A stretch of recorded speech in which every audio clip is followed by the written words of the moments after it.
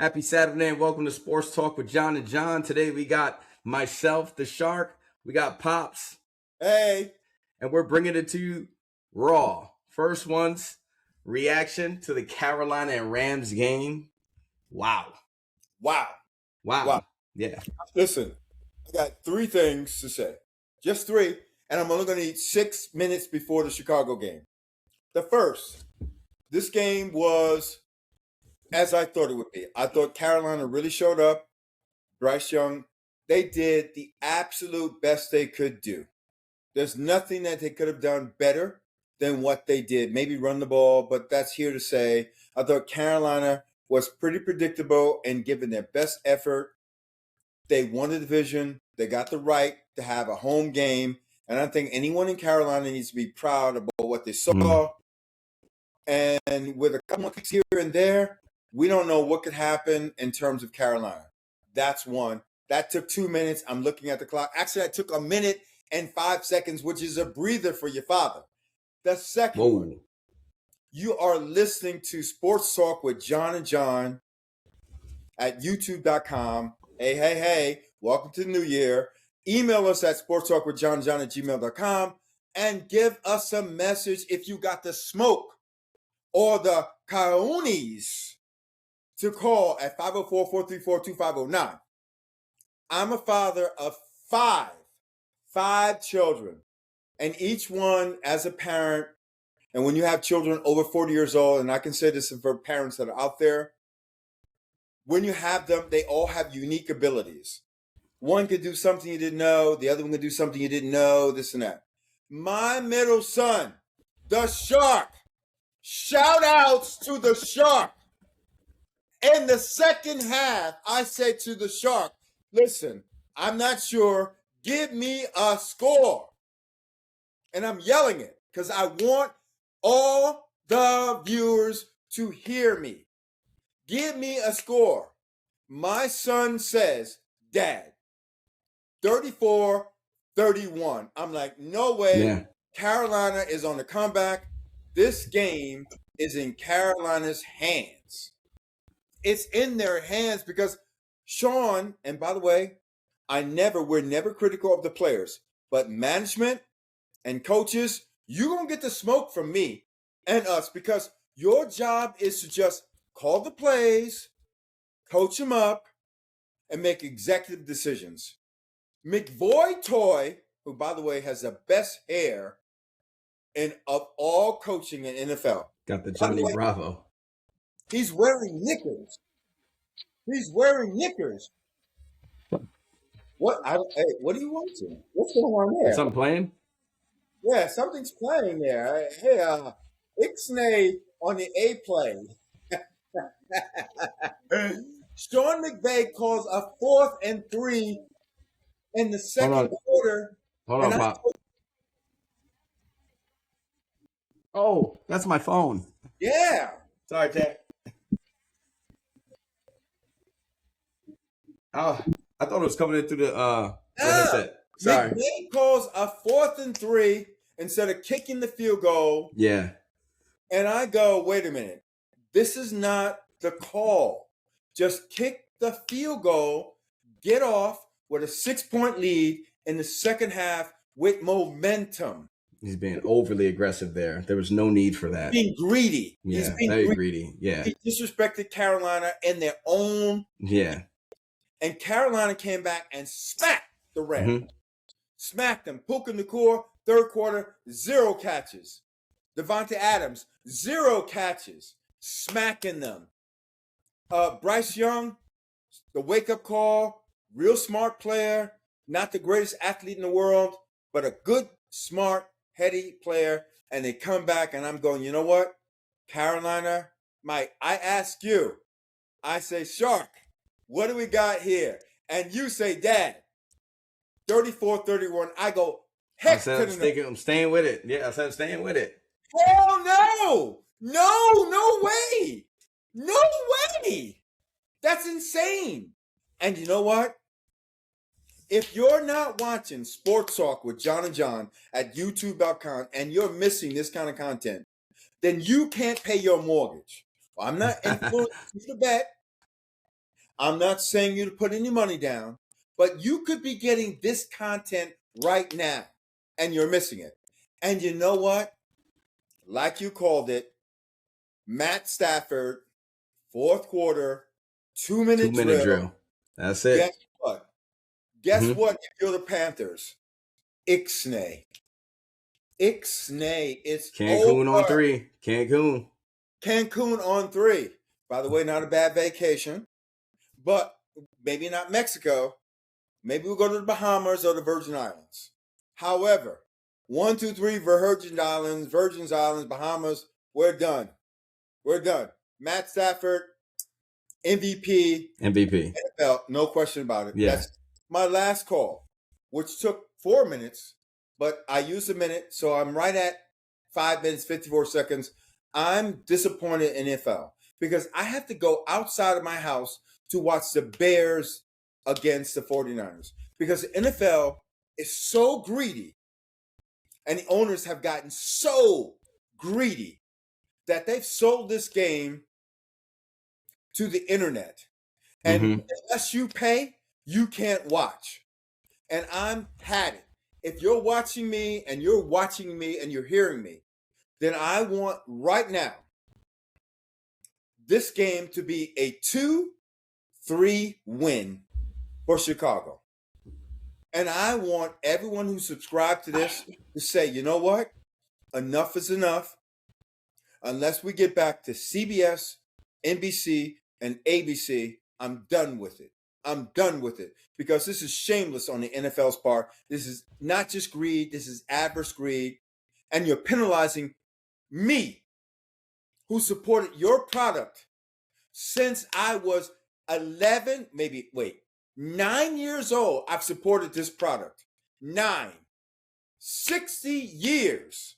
And now you're making me say, you know what? For your support, we want you to pay for it now. And I think that's wrong. And to all my generation, if you're a sectogenarian, I'm sexagenarian, sectogenarian, octogenarian, I want this to be the end of your NFL contract, the end of it, because we've supported this product and we should not have to pay for it. We should be watching for free because we've given 60, 70 years to a product like Coca-Cola. Like Coca-Cola. It still comes in a can. It still got the swirl on it. And we still drink it. And we still can find some place that sells it for 60 cents a can. Mind you, that's up from 15 to 20 cents a can, but I'm okay with it because it's still 12 ounces of Coca-Cola. This is wrong. I'm done. It's all yours. Well, I don't drink soda, so you can have that. All I'm going to say is what a game. I think this game was a lot more competitive and closer than we all predicted it to be prior to them actually playing today. Matt Stafford played a hell of a game, even with his kind of like third quarter shutdown. 24-42, Wow. 304 yards, 3 touchdowns, 1 Wow. interception, which, you know, I think Derek Brown got in his face when he threw it. He just couldn't see. And those are kind of like silent stats because you would say like, man, Matt Stafford played a good first half, but a terrible second half. But no, he actually played a really good entire game for a playoff game. Like if your quarterback before the game said, hey coach, I'm going to throw 24-42 for 300 yards and 3 touchdowns, 1 pick, what would you say to that?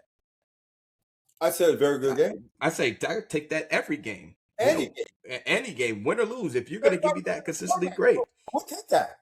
Yeah, I think he actually definitely solidified himself as MVP this season. Carolina's defense is no joke. That's what we talked about on the show a couple of takes ago. Was Carolina's defense is what got them there in the first place, and their offense actually played pretty well today. They did. Jalen Coker. Game could have been a little bit better. Yeah, I thought they had great passing, especially in the middle of the field, and Croker really showed himself. What's it, McMillan? Yeah. MVP, rookie of the year, no question about it. Well, yeah, he did what he had to do, but Jalen Coker was the star of the show. 9 receptions, 134 yards, touchdown, and it was the timing of his plays that were very important. You know, the third and 12, first down, the 50-yard catch and 50-yard yak catch.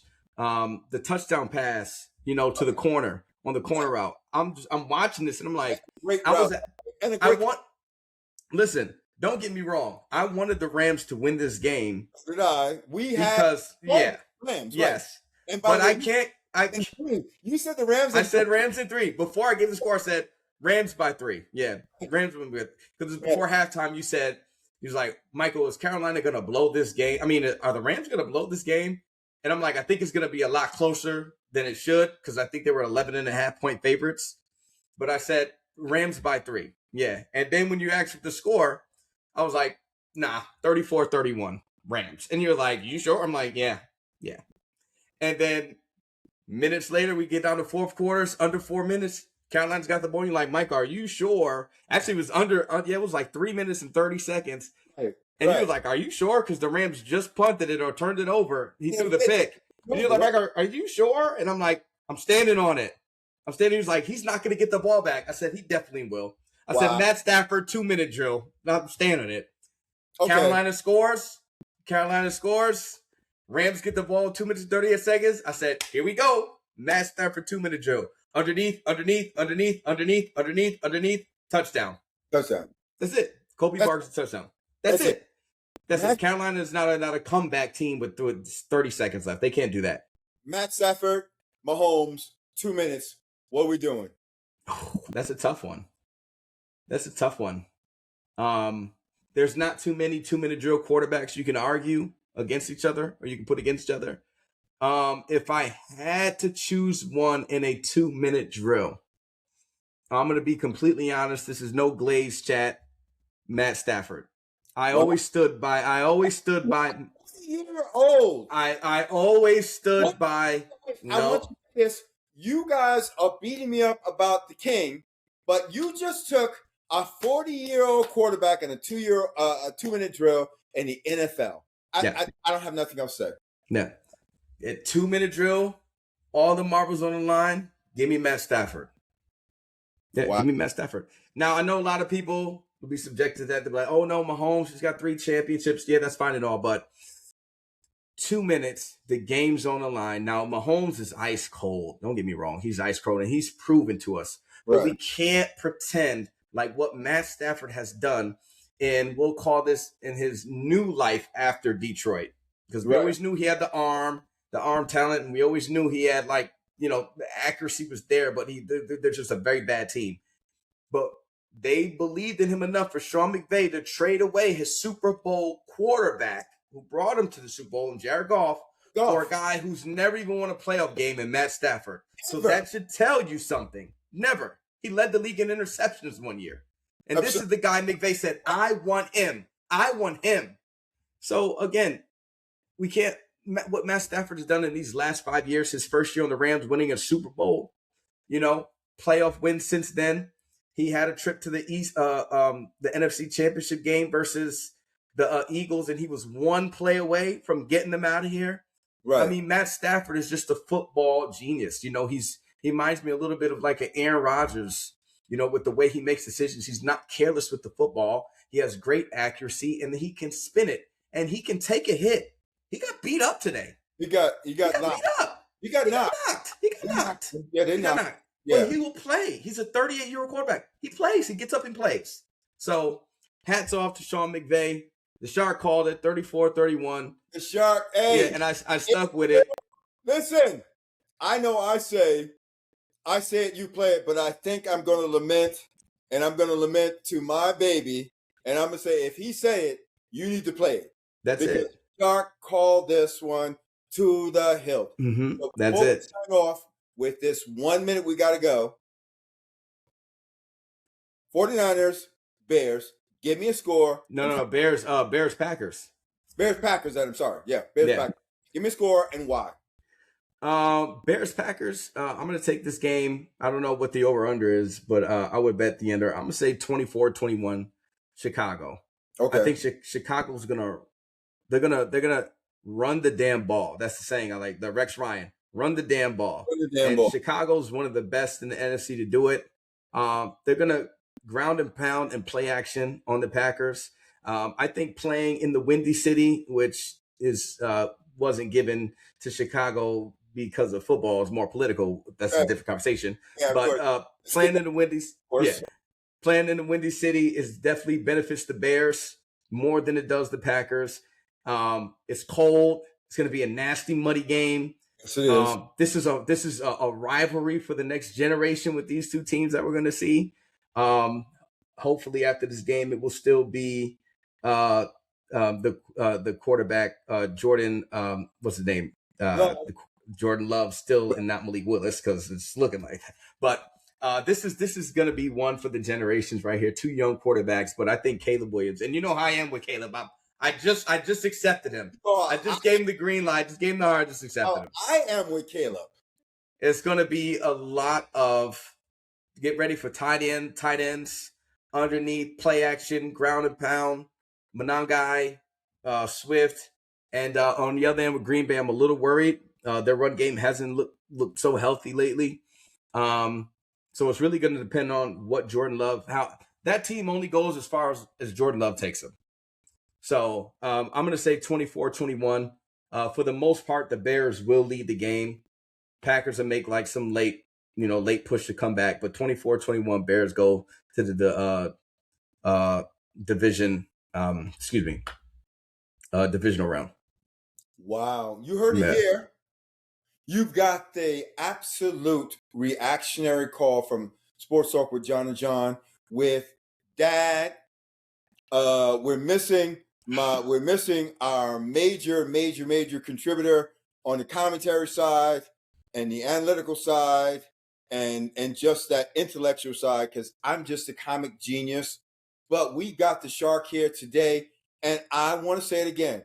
The Shark called this game from the beginning, 34-31, the Rams. And I didn't believe it, but that's incredible. I think this has probably been your best call of the year. Yeah. Your best call of the year right here. Yeah, I don't know. I just seen it. I just another, and it's not usually with under 5 minutes, you're not thinking both teams are going to score. Right. Get the ball back, score. Like that normally doesn't have this clock management from there. Bleed the clock, and now you're racing against the clock. Maybe you might get a field goal, but normally that doesn't happen. But I just said no. They're both going to score. It's just looking like that. 1 minute to go. We're at 1 minute to go before we sign off. We've got two major coaching vacancies. We've got Jim Harbaugh. We got Kevin Stefanski. Give me a team for any one of these two guys who, by the way, I think kind of wore out their welcomes because they're just whatever they did. Give me a team for either one of these two guys because they're really the only two major prospects in coaching right now. Give me two teams for these two guys. You said John Harbaugh and who else? And Kevin Stefanski. Okay, well, I think there's 6 or 7 teams with vacancies, but only 3 of them actually matter. Right. So I'll go platinum, gold, bronze. Okay. Platinum team being the New York Giants organization. That's a platinum job. I would say John Harbaugh should take that job. John Harbaugh should take that job.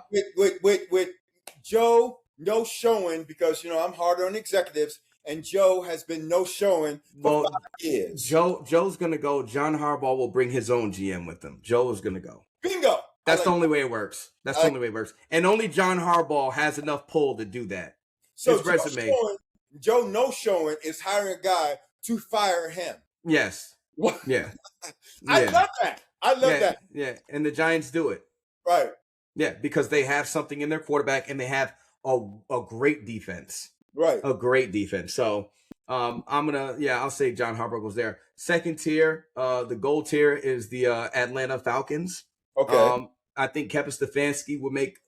I just say because all the other teams like the Tennessee Titans, they have an opening. I don't know anybody who wants to coach the Titans. I wouldn't. Right. The Miami Dolphins is the third tier, and that's still. Stefanski going to Miami Dolphins myself. I think it'll be the same thing as the Browns. No, but I think the Miami Dolphins give to him what the Browns wouldn't give to him, which is more player control. Okay. And he's one of those guys like a McVay.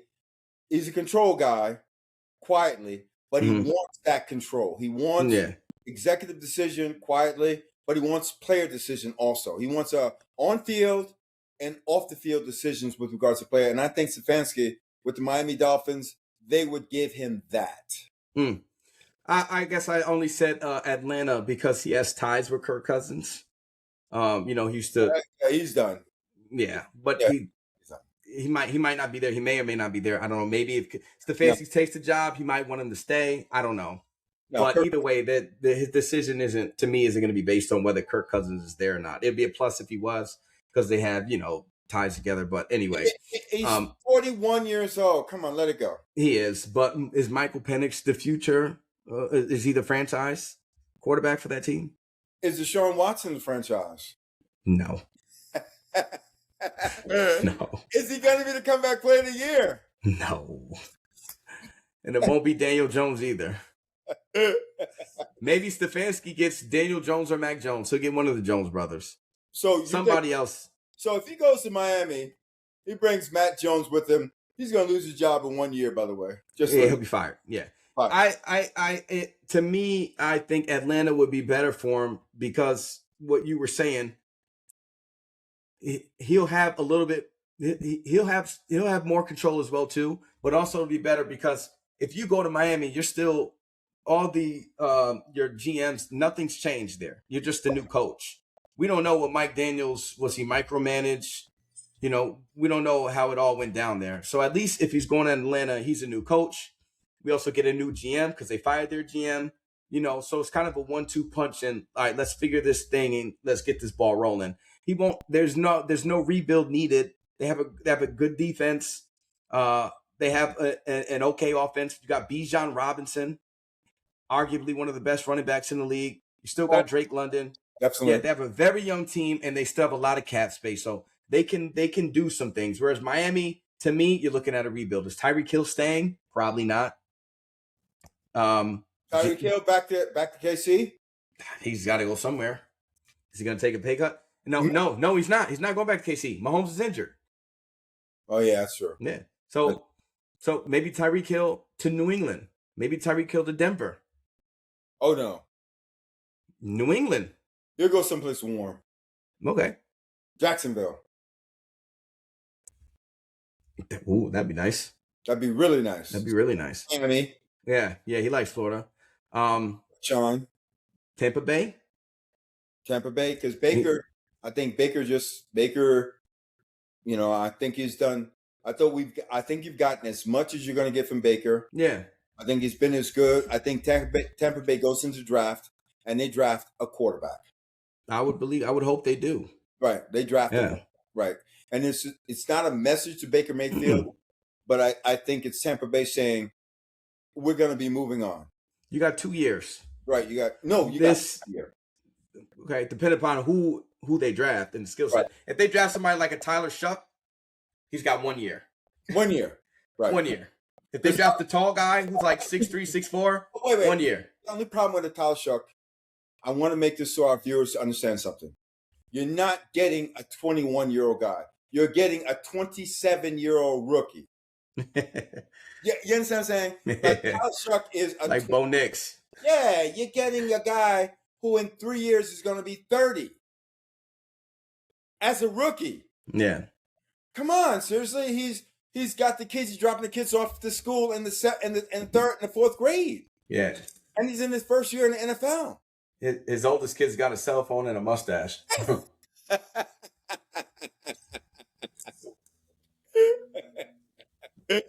Yeah, this kid's got an iPhone in her back pocket right now. Yeah. Right, will you? Yeah. Yeah. So you're not getting that guy to build 2 contracts out of. Tyler Shuck is a 1-contract quarterback. 1 contract, and that's it.